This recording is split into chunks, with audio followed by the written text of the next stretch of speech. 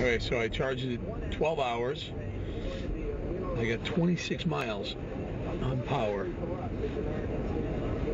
I've gone a few. I'm down to 18.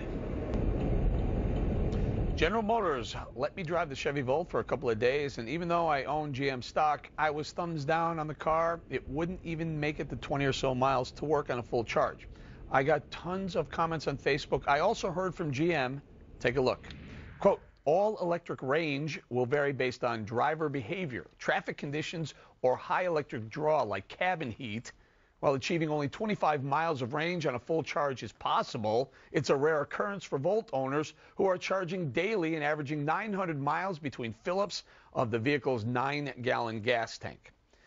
Joining me now is Congressman Jeff Landry. Congressman, we heard from GM, and they're very upset with my assessment, but I drove in again today, sir. It didn't even make it to the Lincoln Tunnel today, and it's less than 25 miles. So they may not like the way I drive or the fact that I turn the heater on when I come to work when it's 30 degrees outside. But the bottom line is I only got 25 miles a gallon. A charge.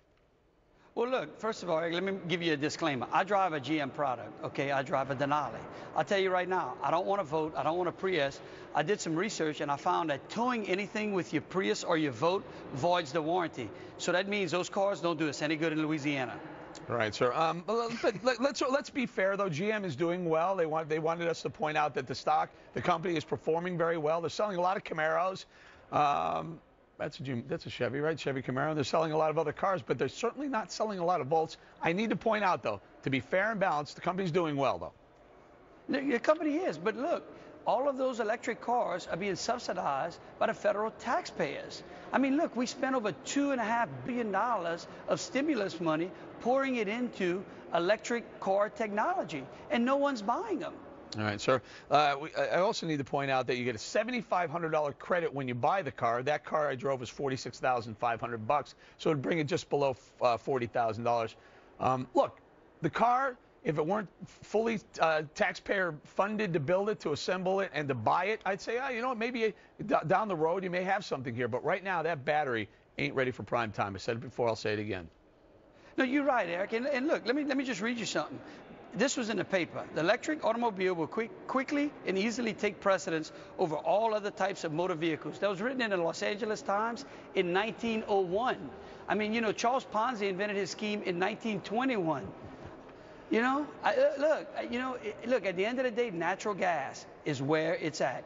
We need to drill. We need to utilize our natural gas. We're doing that here in South Louisiana, down in Lake Charles. They're getting ready to export natural gas.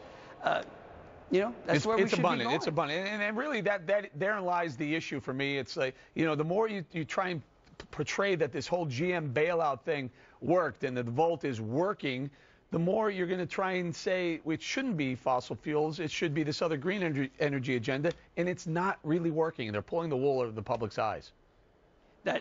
Look, you're absolutely correct. At the end of the day, we've got a great clean-burning fuel here in the country, and that is in natural gas. That's in natural gas. Look, the Independence Hub in the Gulf of Mexico can power 5 million homes off of one platform. All right. So we're going to leave it there. Appreciate having you on again. It's been a while. We'll get you back real soon. Congressman Jeff Landry, thank you, sir. Thank you, Eric.